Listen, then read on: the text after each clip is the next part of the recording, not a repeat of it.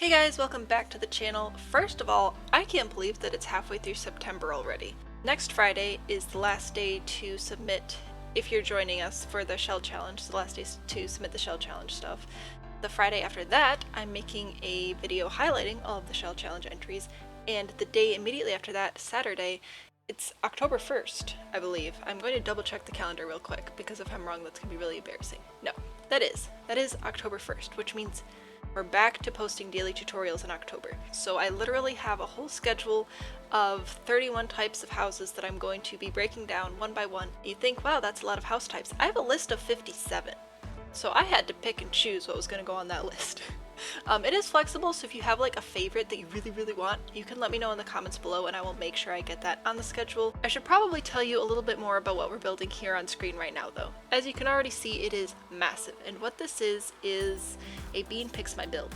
If you're newer to the channel, you probably haven't seen one of these before because I haven't done one in a while. Basically, the bean, my son, my toddler, picks something for me to build.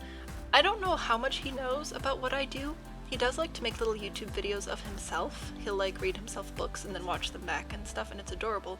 But I don't know if he completely understands like what I'm asking for when I asked for one of these.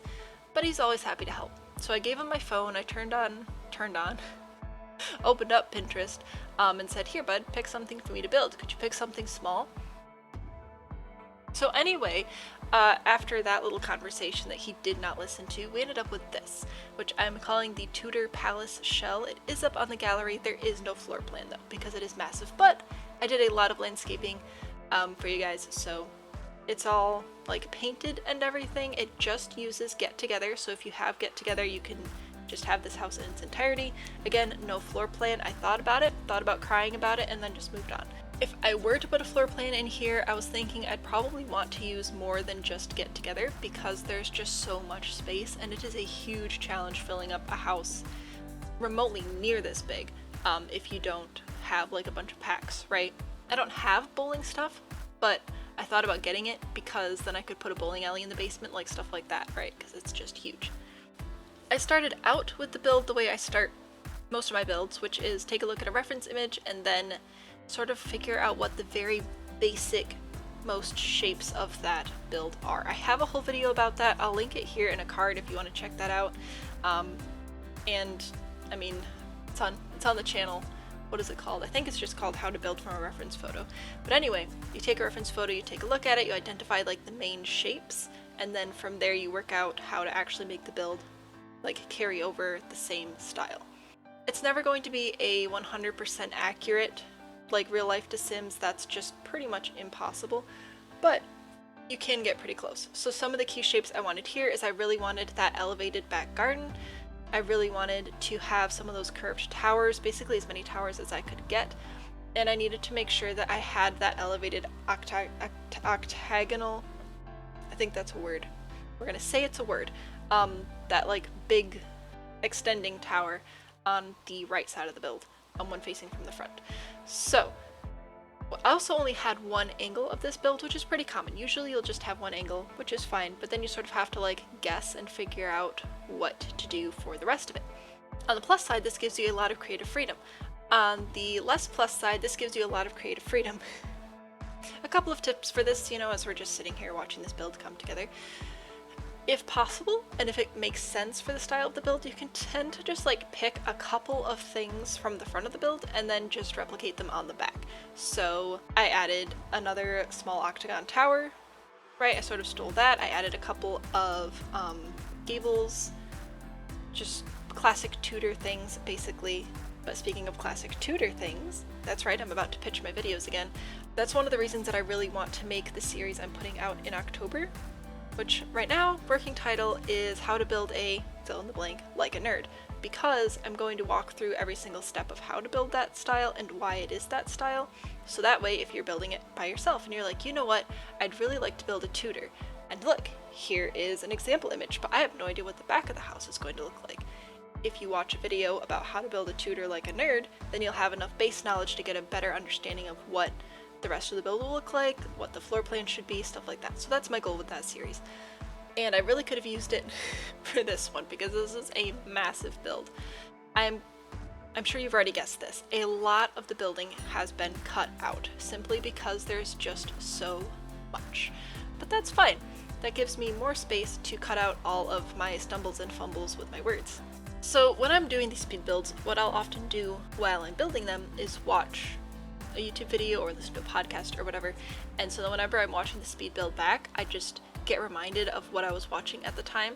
So I remember fighting with this roof and trying to figure out how I was going to get the pitches to line up, and it was too high and it was too steep and it was too wide and it was just like a massive roof. I ended up fixing it better later, don't worry. And I was listening to a film theory video. Film theory, by the way, 10 out of 10 channel. Film theory, food theory, game theory as well, although I play like 3 games, so I don't watch game theory a lot unless it's a Minecraft video. But food theory and film theory are top tier channels. I love them. But they were doing one about Elmo. That's right, the fuzzy little red monster from Sesame Street. And so watching me struggle with all these roof pieces, basically the whole time I was roofing this build, I was watching this video about Elmo and Rocco and the feud between him and Zoe and the Rock, and like how Sesame Street messed up with Big Bird and Snuffleupagus, who was my favorite as a kid. I love Snuffy and Elmo. Those were like, they were my homies, you know? So anyway, I don't want to go too much into the video because I recommend you watch it yourself. It's a really great video, especially if you have any sort of emotional ties to Sesame Street. But yeah, it's just funny because I'm watching this back and all I can think to talk about is Elmo, because that's what I was listening to when I was recording it. This tower gave me a lot of problems. I ended up making sort of, because I didn't want the roof to show, but also I needed a roof on there. So I added those platforms to sort of hide some of the roofing in a way. I really appreciate using platforms to make it look like, I mean, okay, yes, the platform changes the level of the floor, but it can give you this illusion of not just being stuck 2 levels. But yeah, I'm really glad that they added platforms. It's back and forth in my head a lot if I prefer platforms or ponds. Like as far as an update goes, which one's my favorite? Because I love both of them dearly. And here's the thing, I think I use platforms more because I do a lot of like modern and contemporary stuff. You know, which looking at my last few speed builds you would not think that, but I love doing a nice modern contemporary with, right, those like huge flat roofs and all that stuff. I love using platforms for that sort of thing. But like you just can't beat the magic that a good pond adds, you know? I don't think I can pick. Let me know which one you prefer in the comments. Do you think ponds or platforms were a better addition to The Sims 4? And platforms came out with Snowy Escape, which I think was like a year and a half ago, maybe 2 years. I don't remember how old I was. I don't even remember if it was pre-pandemic. I don't remember. Okay, parenting is a wild ride, y'all. So I don't remember when platforms came out. I just remember they came out with the Snowy Escape pack. And then ponds came with Cottage Living, which was just over a year ago. So we've had platforms for slightly longer. I'm glad that I did this build. It was a lot of fun. It was definitely like working on a lot of skills and things and just being able to do big builds like I'm not bragging too much, I hope. Right, I'm not trying to be like, I'm the best, because I'm definitely not. But there's something to be said for making sure that you have the skills you need to make both these Anyway, there's something to be said for being able to make large and small builds. It's taken me a really long time to feel comfortable with that, and I feel like you guys are watching this video, so it's okay for me to say like I've gotten better at it. Making large builds and small builds are 2 completely different skill sets. Those are 2 very different tool belts you need to be able to draw from. Large builds, it's really, really important to be able to see like the whole generally?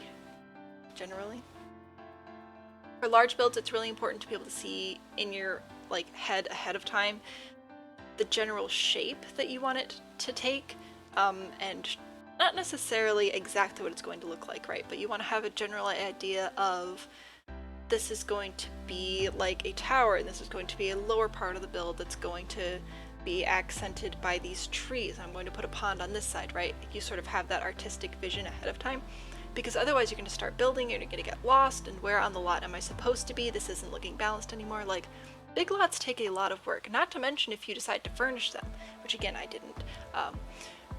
If you decide to furnish a large lot, because there's just so many rooms and you have to have the furniture like angled properly to look like the space is full, but not too full and not too empty. And then you also have to take into consideration the playability. For a build for this size, you're going to have so many bathrooms. Honestly, at this point, I would probably just make one and then copy paste it a whole bunch of places in the build. Like, that'd be a lot easier than trying to like do the whole floor plan.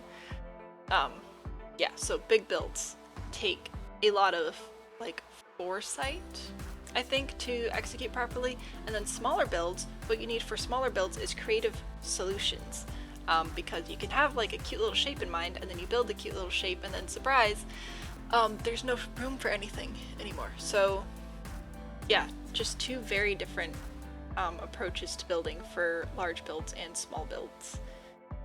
Both can turn out great things though, for sure. And then of course you got mid-sized builds. I don't know, maybe I'm completely wrong. Also, I don't think I can say that one or the other is easier. Like, I think it just depends on how your brain works, because if your brain does better with the general, like, large scale, abstract sort of concepts, doing bigger builds may be way easier than a smaller build. But if you're someone who like plans everything meticulously in your head before you start building, I bet you're probably better at smaller builds. Prove me wrong, but that's just my guess. That's what I've sort of observed. I'm starting to rework some of the roofing here. I realized that, and this is a really big issue you're gonna run into, if you ever have a build with these just massive portions of roof, you have to decide how much of it do you want to be roof, and then do you actually want to put a room inside or not. Because if you don't have dormers, then it's going to be very dark inside. But if you just have these massive roofs, you're more prone to clipping. It can cause just other issues. It feels like wasted space. It's going to, you know, like, it needs something to break it up anyway, so you might as well add a dormer and then just add playable space. So yeah, I did end up trying to break up some of those larger roofs, and then at some point I was just like, you know what? This build is enormous. I'm done. Placing these windows in groups of 3, some of them where I did like the bigger window and then the 2 smaller windows on either side, I don't think that was in the original picture. I just did it and liked it and replicated it throughout the rest of the build, which is another great building tip. If you like it, do it again any space that allows for it, and it'll be great. Overall, I would not put this on like my top 10 best builds ever, but for the scale, I think it turned out pretty well, and I do fix those arches, thank goodness. I think I actually changed them again later on. I had a lot of bugs while I was trying to build this. I don't know if it was because of all of the towers and things, so things were like out and in, and the curved rooms, just, they're buggy. I don't know if they'll ever get fixed. Hopefully though, because they're super nice. But just with all of the different angles and walls and things, I think the rooms just got too big and the game got confused, because I would just randomly have like roofs clipping in, or the floor wouldn't be right, or I couldn't place floor, or couldn't place wallpaper, or the windows wouldn't like stay where they were supposed to be. Since I decided to not do a floor plan, I did want to try and do as much landscaping as I could, so I added a pond. I think I added more than one pond actually.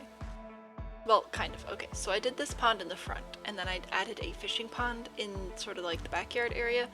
Technically, it's just from debug, so I didn't really like make that pond, I just placed it, but it's still a second pond. I thought about adding a waterfall, because that seemed like it would be appropriate to this build.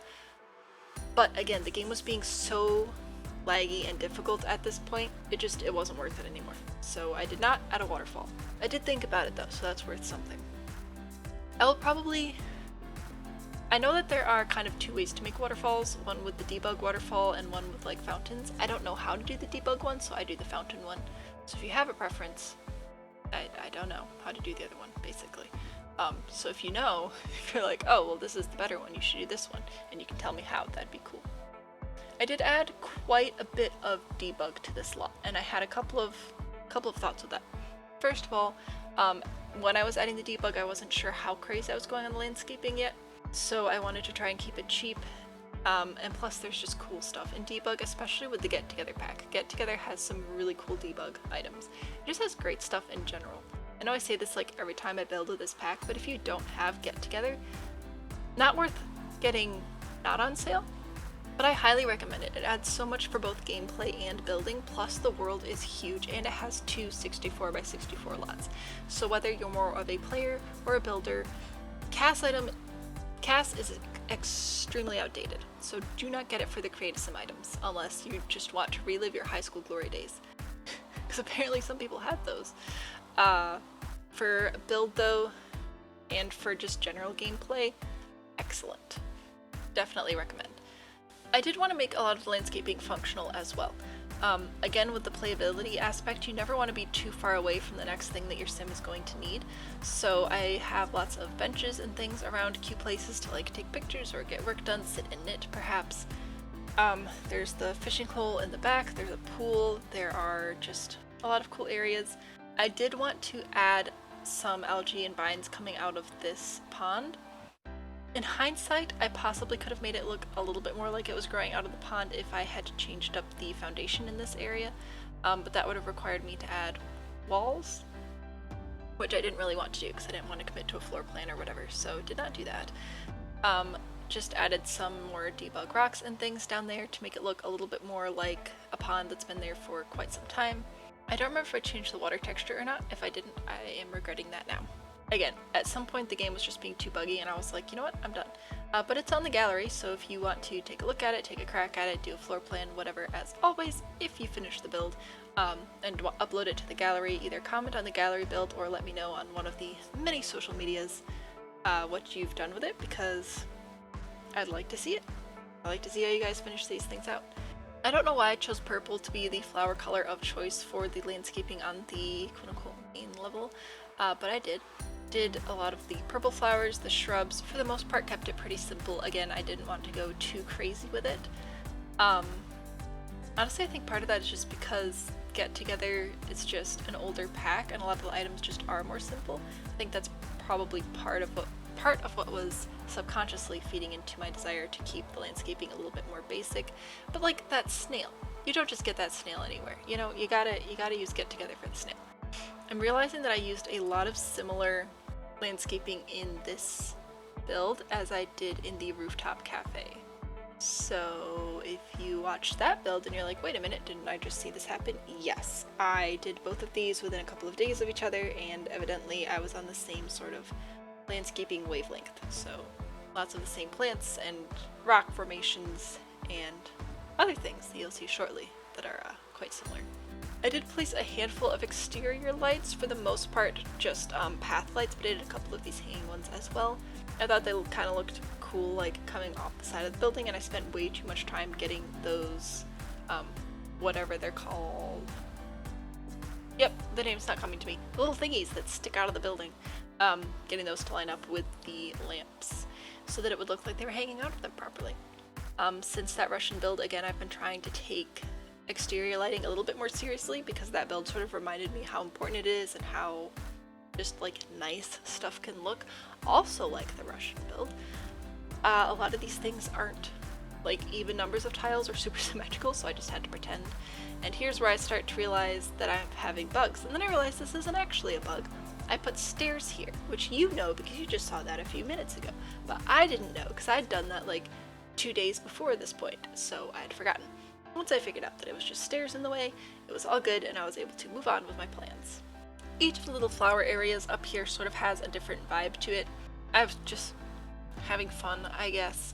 Again, I didn't want to go too crazy in any one direction, so apparently I picked 4 different directions for here because we ended up with the fountain with the llamas, the little low flower patch with the funky tree, a area with ruins, which I forgot that we have those like stone benches from this pack, and that they actually match up with the ruins from the debug and the world decoration stuff. So I ended up doing a cute little sort of ruins area that you can sit down and do whatever it is you sit down to do in, which really, with all these new phone things, with your Sims using their phones more, it would make more sense to go sit outside and do stuff on the phone. Now, I think they added an update where you can use a laptop in bed. Again, I don't play the game, I build. But I don't think you can use it just like sitting down random places, which is kind of a bummer. Because of how buggy the game is, I will not be going into the game after the build. I will throw up a few screenshots. I think this is the last feature I have recorded of me adding, which is hedges on top of, I don't know, one of the weird low-lying flower things that nobody ever uses. And nobody being me.